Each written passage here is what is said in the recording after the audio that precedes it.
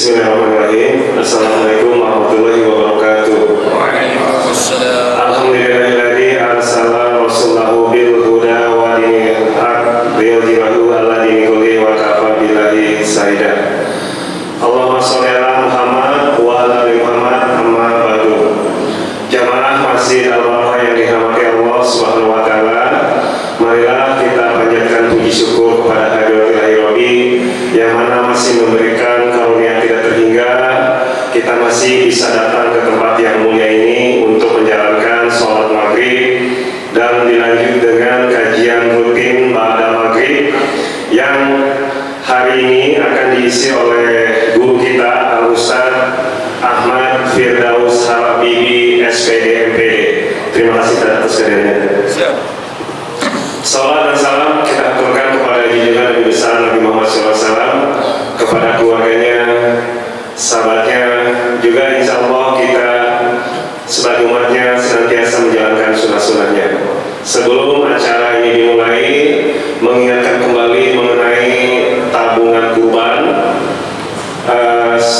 Silakan menghubungi saya setelah pada sholat isya, baik yang baru membuka tabungan baru atau akan stop tabungan kurban.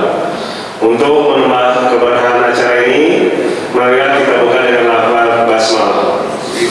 Bismillahirrahmanirrahim. Waktu dan tempat kami persilakan.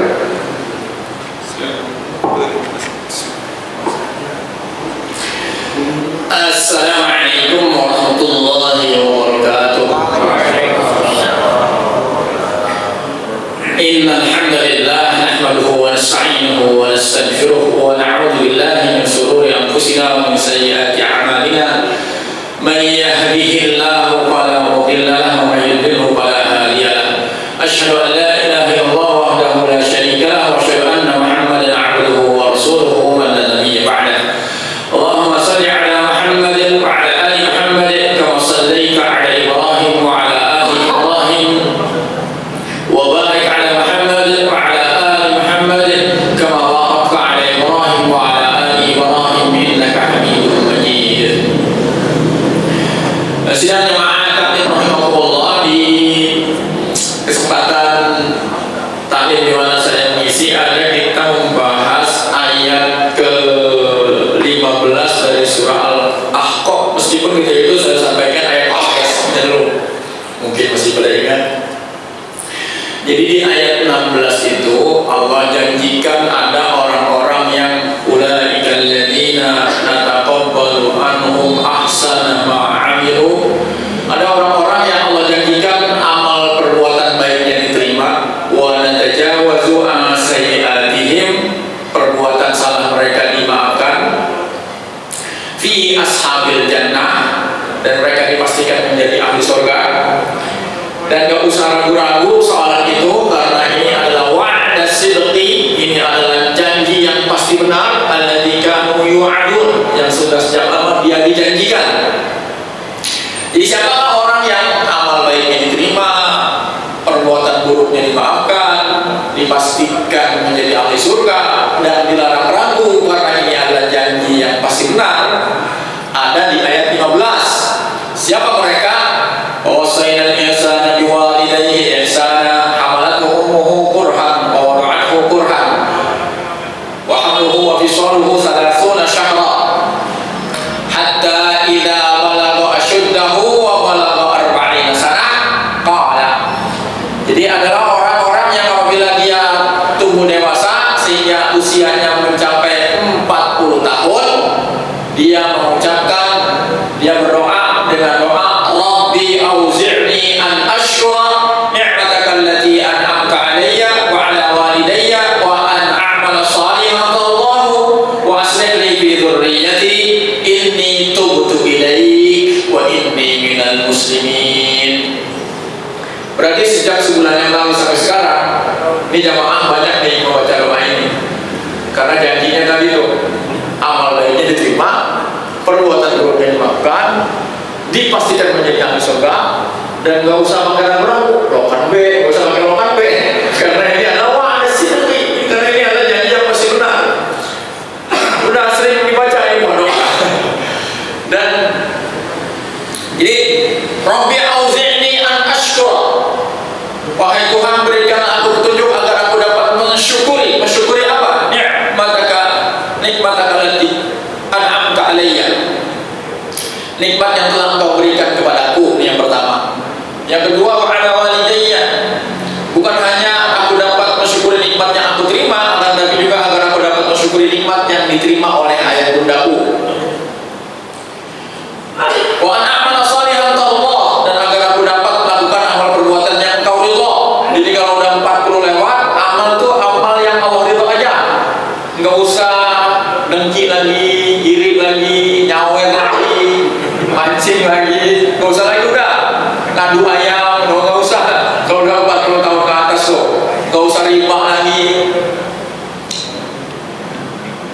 Wa an amal sallallahu wa aslih li fi dzurriyyati, dan jadikanlah kebaikan untukku pada anak cucu keturunanku. Jadi emang ini doa apa?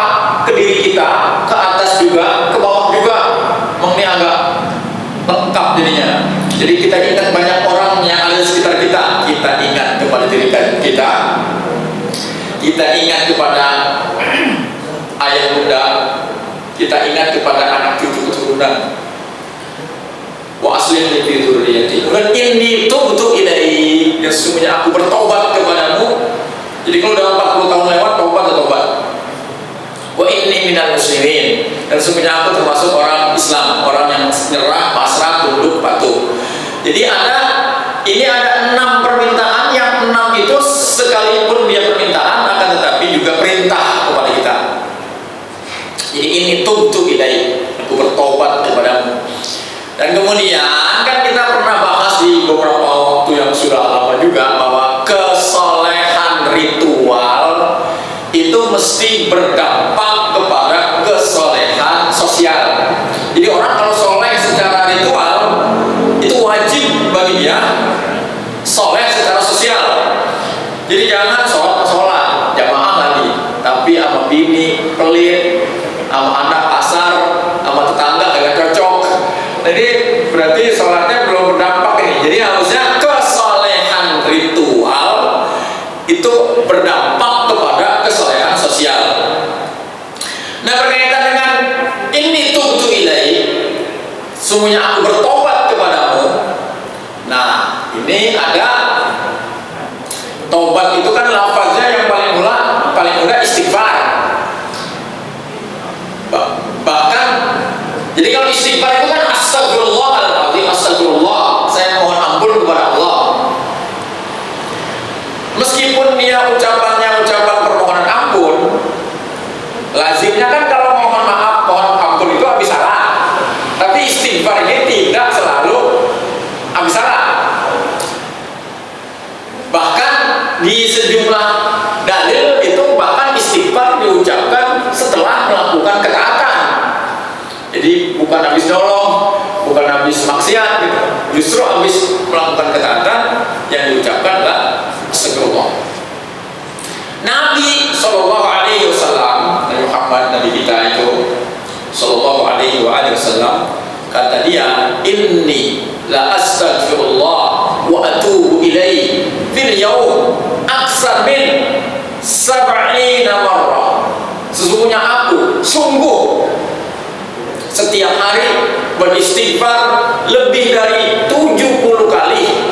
Tuh Pak, jadi Nabi Muhammad kan dia maksud Pak, yang dia tidak mungkin melakukan dosa.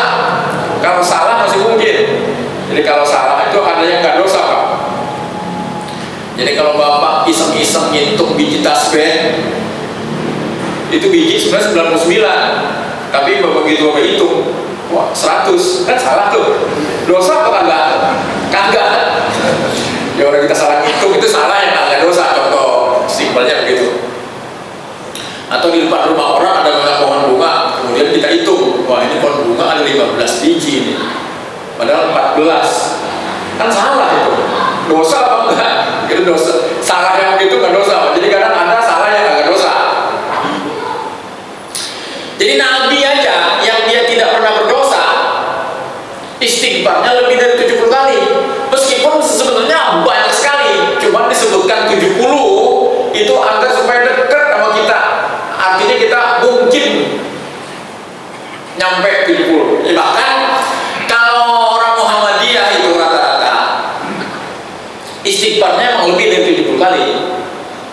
Pak, istighfar itu kan permohonan ampun.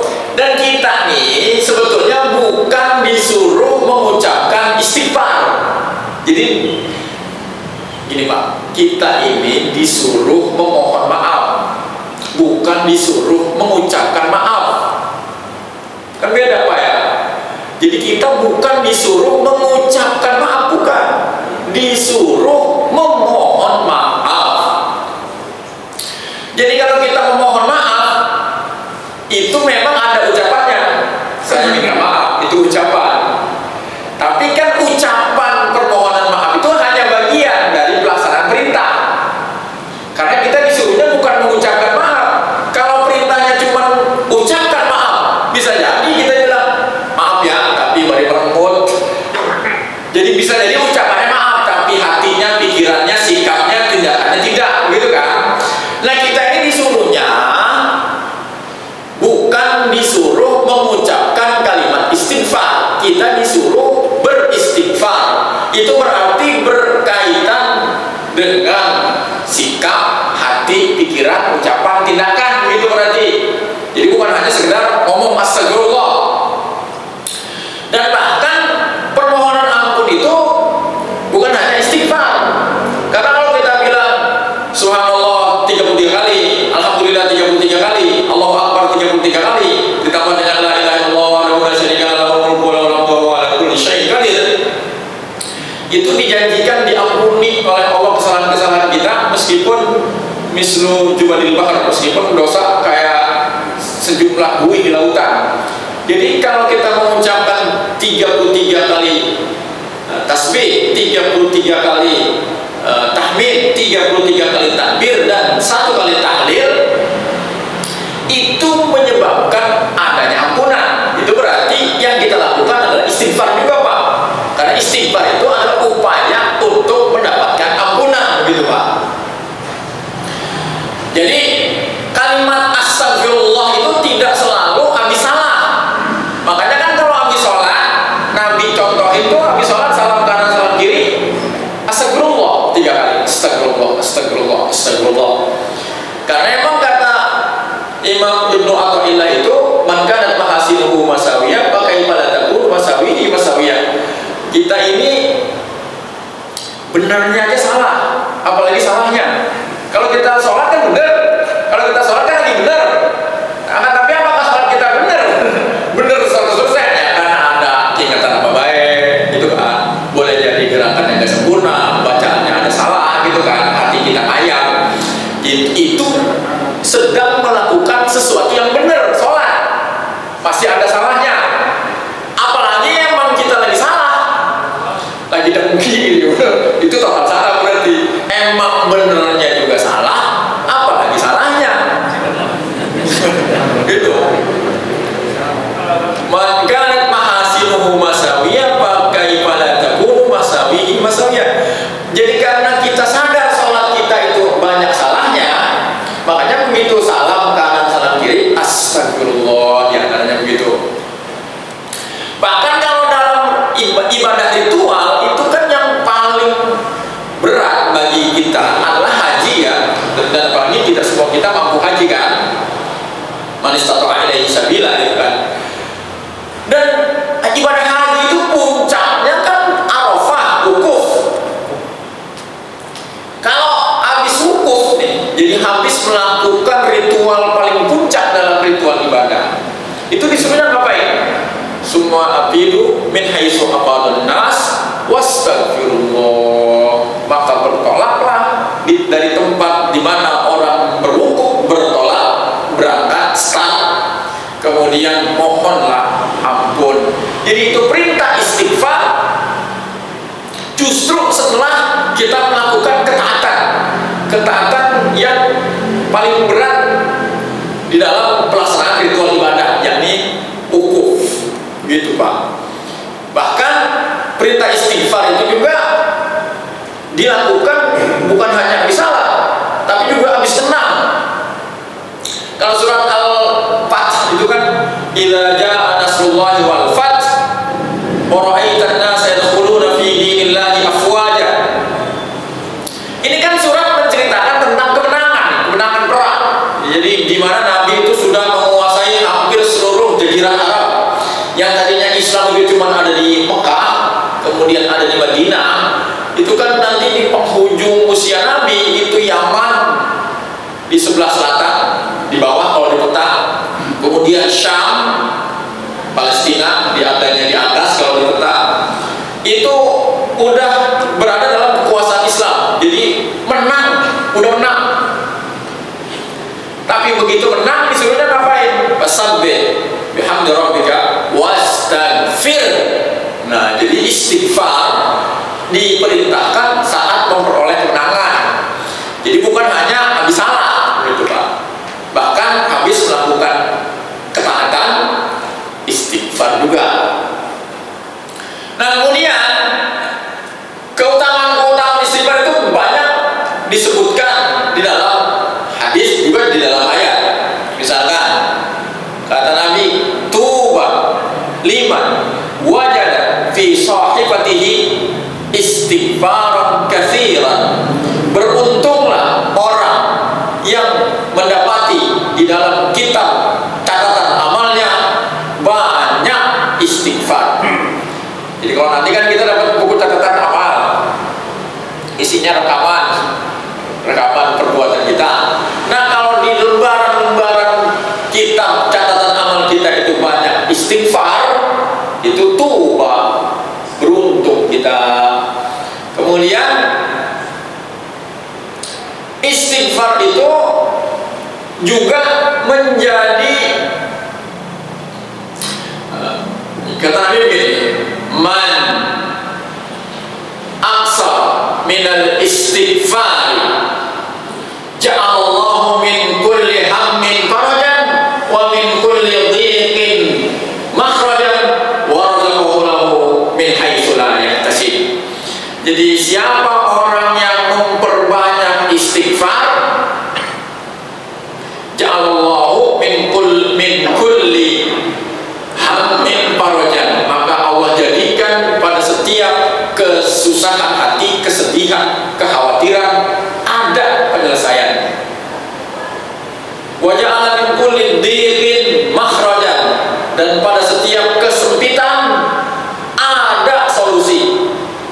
Wa razaqahu min haitsu la yahtasib, disebabkan oleh istighfarnya diberikan rezeki oleh Allah dari arah yang dia tidak duga-duga.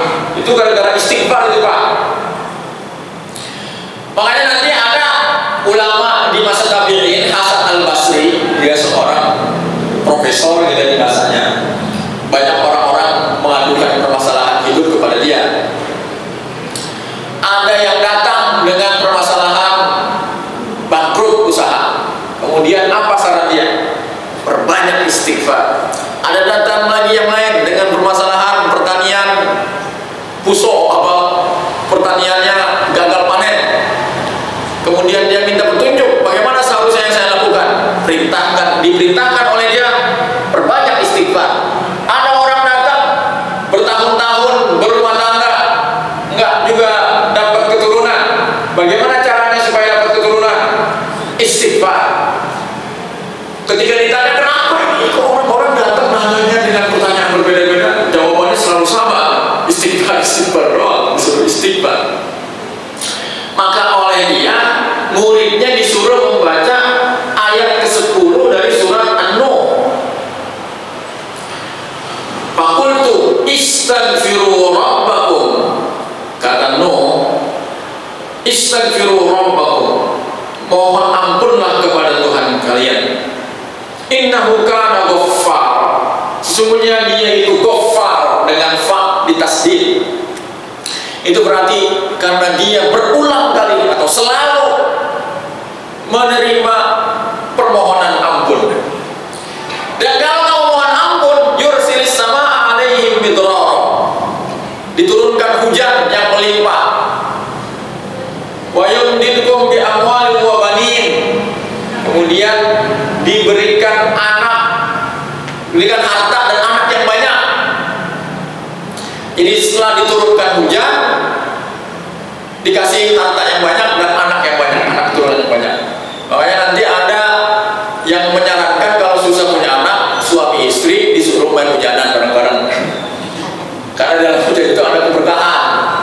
main hujan bareng kan dingin tuh. Kalau udah dingin kan ngapain dah.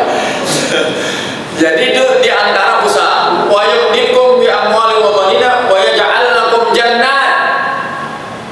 Dan dijadikan disebabkan istighfar itu turun hujan, banyak harta, banyak anak turunan, dan tumbuh pohon-pohon. Wa yaj'al lakum anhara, kemudian mengalirlah sungai-sungai. Jadi mengalirnya sungai itu setelah tumbuhnya pohon-pohon. Dalam asumsi pendek kita kan harusnya mengalir sungai dulu, baru ada pohon-pohon. Memang untuk tumbuh pohon perlu ada air. Akan tapi kalau kita ingin ada sungai yang tetap mengalir, mesti ada pohon-pohon. Kalau pohon-pohonnya dibabat semua, itu nanti sungai berhenti mengalir dia. Makanya di ayat ini dikatakan wa yaj'al lakum jannat wa yaj'al lakum anhar. Oleh karena disebabkan istighfar itu dijanjikan demikian, maka ketika datang orang bertanya kepada Hasan Al-Basri, apapun permasalahannya, istighfar, istighfar. Dan pasti kita tahu Pak, ada sayyidul istighfar. Jadi ada pemimpinnya istighfar. Jadi ada istighfar yang paling top. Ini pada hafal pasti. Karena kata Nabi begini, sayyidul istighfar ayyaqul al-'abd. Sayyidnya istighfar itu adalah apabila seorang hamba berkata, apa yang dia katakan? Allahumma anta rabbi la ilaha illa anta khalaqtani wa ana 'abduka wa ana 'ala 'ahdika wa wa'dika mastata'tu a'udzu bika min syarri ma sana'tu abu'u laka bi ni'matika alayya wa abu'u bi dhanbi faghfir li fa innahu la yaghfiru dzunuba illa anta. Wah, ini banyak yang hafal nih. Nah, kalau ada seorang hamba membaca ini, man qalaha minan nahari muqinan biha, siapa yang membaca ini di siang hari dengan penuh keyakinan di dalam pengucapannya, famata min yaumihi, kemudian dia mati di hari itu, qabla ayyumsiya, matinya sebelum sore, fahuwa min ahlil jannah, maka dia termasuk di antara ahli surga. Jadi kalau ada orang membaca ini di siang hari, mati sore-sore, min ahlil jannah. Wa man qalaha minal laili, dan siapa yang bacanya malam, muqin wa huwa muqinun biha, dan dia dalam keadaan yakin ketika membacanya. Famata qabla ayyusbiha, kemudian dia mati sebelum datang pagi, bahwa min ahlil jannah, maka dia termasuk dari para ahli surga. Begitu Pak, kalau mengucapkan ini, bacanya malam, mati sebelum pagi, ahli surga. Baca di siang hari, mati sebelum sore berakhir, ahli surga. Coba istighfar dengan sayyidul istighfar, Allahumma anta rabbi la ilaha illa anta khalaqtani wa ana 'abduka wa ana 'ala ahdika wa wa'dika mastata'tu a'udzu bika min syarri ma sana'tu abu'u laka bi ni'matika 'alayya wa abu'u bi dhanbi faghfir li fa innahu la yaghfiru dzunuba illa anta. Allahumma anta rabbi, ya Allah, engkaulah Tuhanku, la ilaha illa anta, tidak ada Tuhan selain Engkau. Khalaqtani wa ana 'abduka, Engkau telah menciptakan aku dan aku adalah hamba-Mu. Terus apa? Tulisannya?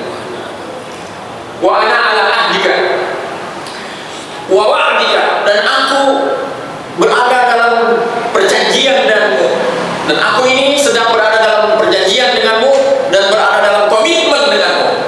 Akan tapi mas ketokku, tapi sekemampuanku. Jadi kan kita ada kontrak sama Allah nih. Jadi ngaku nih, saya ini berada dalam keadaan kontrak dengan Allah. Tapi mastata'tu, tapi sekemampuanku. Karena kita ini melaksanakan kontrak, kadang komitmen kita. Makanya mastata'tu.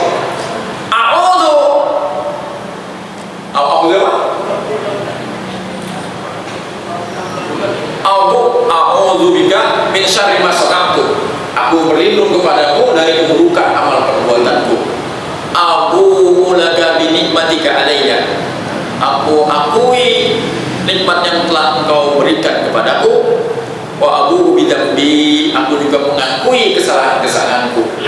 Faghfirli, maka ampunilah aku. Fa innahu la yaghfiru dzunuba illa anta. Karena sesungguhnya tidak ada yang bisa memaafkan kesalahan kecuali engkau. Begitu Pak, istighfar itu.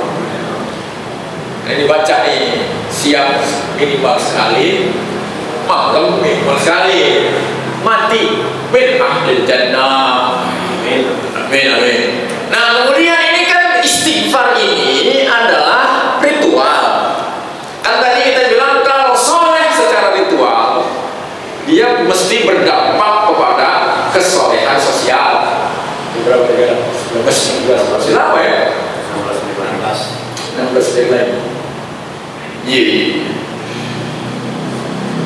Nah jadi orang kalau istighfar itu mesti ada dampaknya secara sosial. Kan kalau kita istighfar, astagfirullah, itu zikir. Pertama, zikir itu kan menenangkan. Ala dzikrillah tatma'innul qulub. Jadi orang yang istighfar itu tenang. Oleh karena dia tenang, maka tindakannya itu terukur, tertib, terukur gitu ya. Jadi nggak ngacak, nggak ngaco tindakannya. Karena emang zikir itu termasuk di dalamnya baca Quran, termasuk azan, itu memang menenangkan. Paling tidak orang kalau menyebutkan kalimat-kalimat thayyibah, apalagi kalau dia baca Quran, apalagi kalau dia azan misalkan, atau umpama sekedar dia mengucapkan inna lillahi wa inna ilaihi raji'un, Allahumma ajurni fi musibati wa akhlif li khairan minha. Kalau kena musibah kan itu sebutannya. Itu kan kalau mau mengucapkan kalimat-kalimat itu kan narik nafas, kita ada musibah nih, musibahnya apa saja, itu kan disuruh mengucapkan inna lillahi wa inna ilaihi raji'un, Allahumma ajurni fi musibati wa akhlif li khairan minha. Itu kan kalimat agak panjang. Oleh karena dia panjang, sebelum mengucapkan kita mesti tarik nafas. Oleh karena menarik nafas ini mau mengucapkan kalimat yang panjang, akhirnya kami ini nafas mesti dikeluarkan perlahan-lahan, kayak orang azan gitu kan. Sehingga itu oksigen yang kita hirup tertahan lebih lama di dalam tubuh. Oleh karena tertahan lebih lama di dalam tubuh, maka kemudian suplai oksigen ke seluruh tubuh, ke otak itu cukup. Oleh karena suplai oksigen ke otak cukup, akhirnya kita bisa berpikir secara teratur, terukur, begitu Pak. Itu gara-gara zikir di antaranya ya. Di antaranya begitu. Apalagi kalau baca Quran, orang kalau baca Quran harusnya tenang jiwanya. Karena apa? Karena sering kemasukan oksigen otaknya. Jadi kagak gerasa busuk gitu, gak gampang kesal juga. Mu'adzin juga begitu, mu'adzin harusnya. Itu pertama. Jadi orang kalau istighfar tenang. Dan orang kalau istighfar itu mustahil putus asa, karena dia tahu Tuhan itu maha pengampun. Orang jadi kayak asy-syukrahillah, fa innahu la yasy-syukrahillah illa. Jadi janganlah kamu berputus asa dari rahmat Allah. Tidaklah berputus asa dari rahmat Allah kecuali orang-orang kafir. Jadi orang yang banyak istighfar itu mustahil putus asa. Ya dia habis dosa nih, dosanya banyak. Astagfirullah. Jadi itu Tuhan kita ini Ghaffar, berulang kali menerima permohonan ampun dia. Kalau Kalau umpama kita habis aku salah, kemudian diampuni, kemudian Allah tidak menerima pengampunan yang berikutnya, habis Pak kita.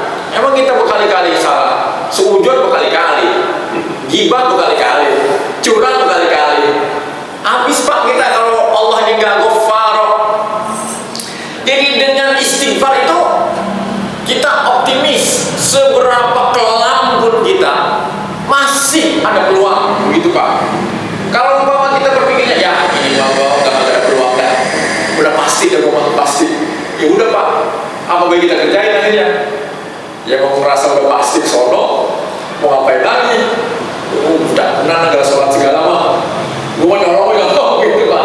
Jadi dan kemudian kita yakin betul bahwa Allah ini Maha Penyayang, Maha Pengampun.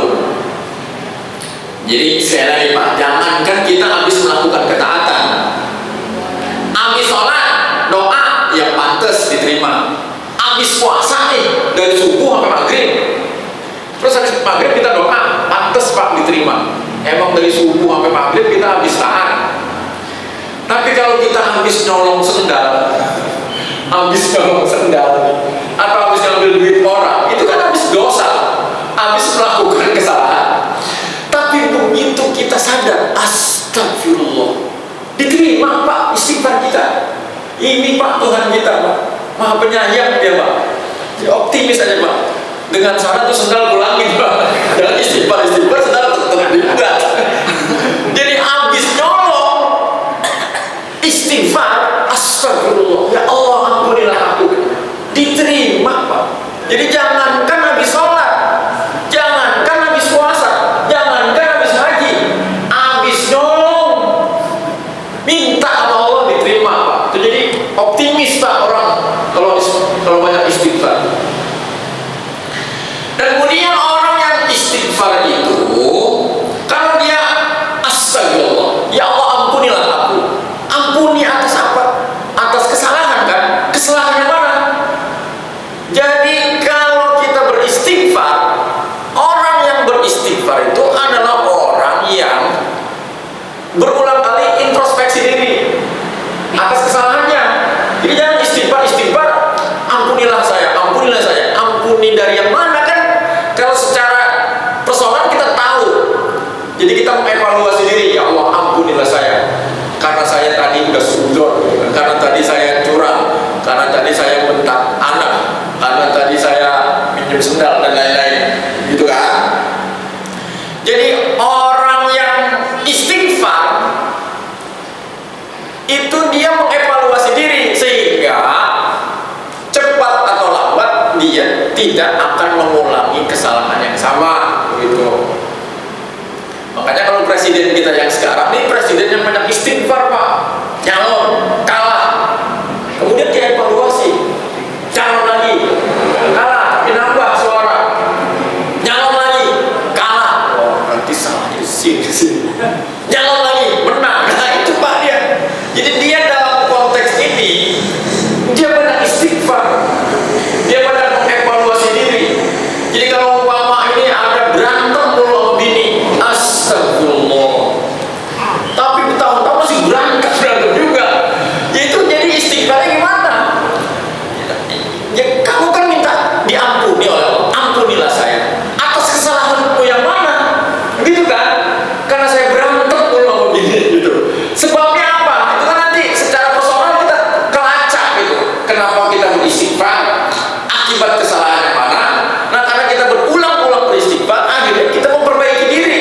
Makanya tadi dikatakan oleh Nabi, man aksal minal istighfar, siapa orang yang banyak istighfar, ja'alallahu min kulli hammin farajan, maka Allah jadikan pada setiap kesedihan, kekhawatiran ada penyelesaian.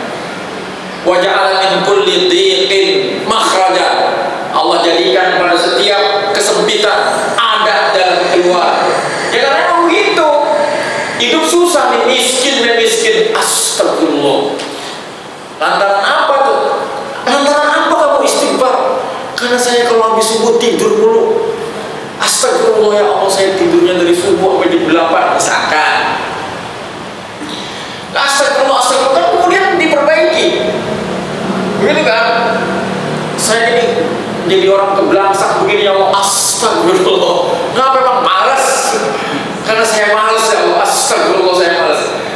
Jadi evaluasi istighfar itu, sekali lagi kita bukan disuruh mengucapkan istighfar, kita disuruh beristighfar.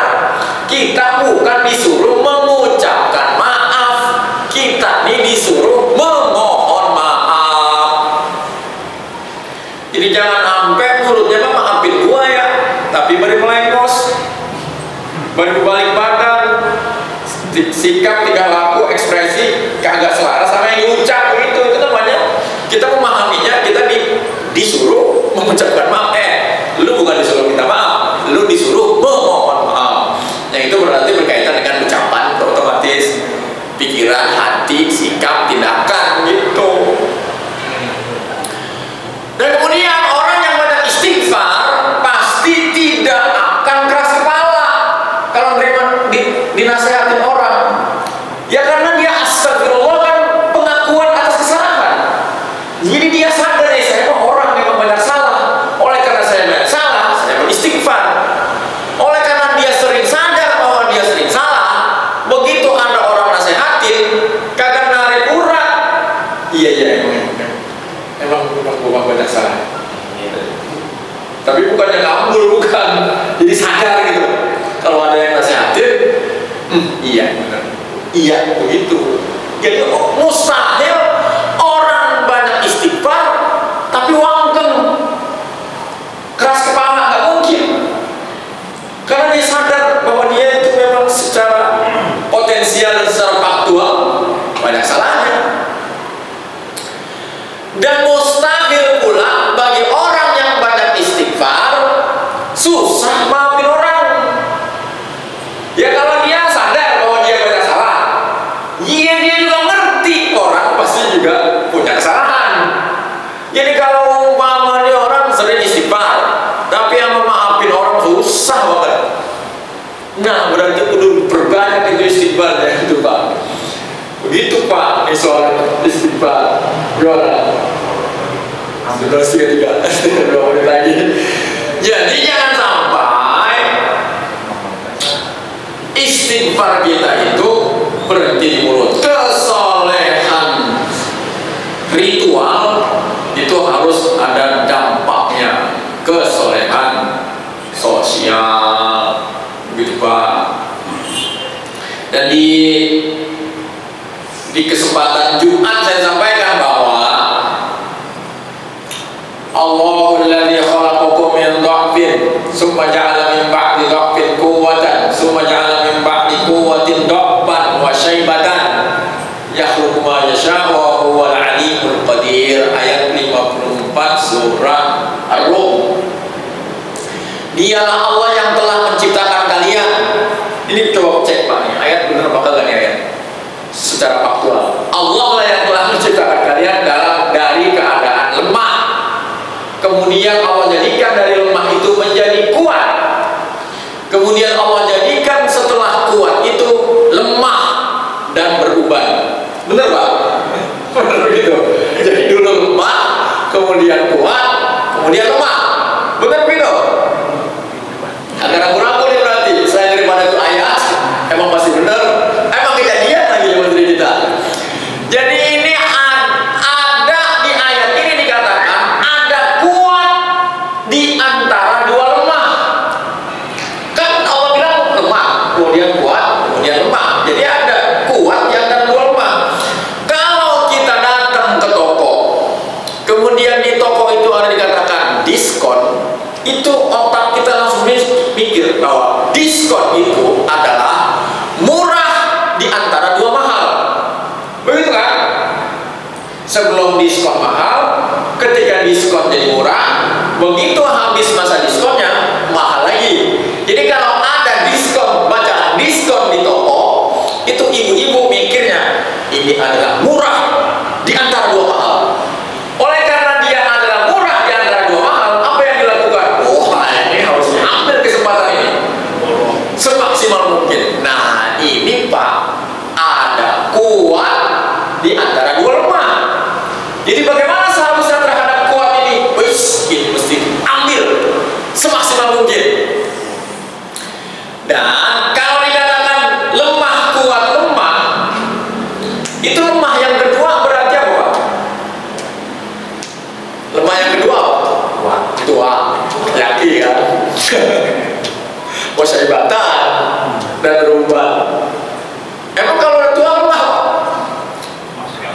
lemah apa ya Pak?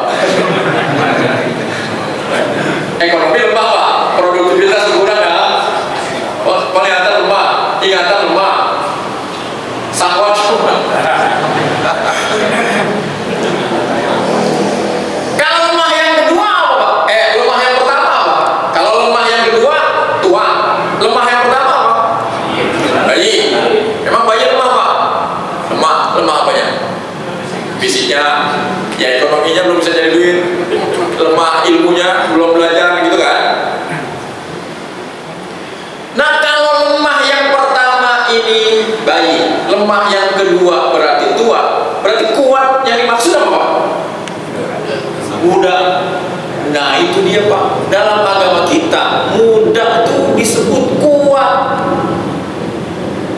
Dalam doktrin medsos itu dikatakan, ya maklum, namanya juga anak muda labil. Kalau labil itu Pak, lawan dari kuat. Kalau dia labil berarti kagak kuat.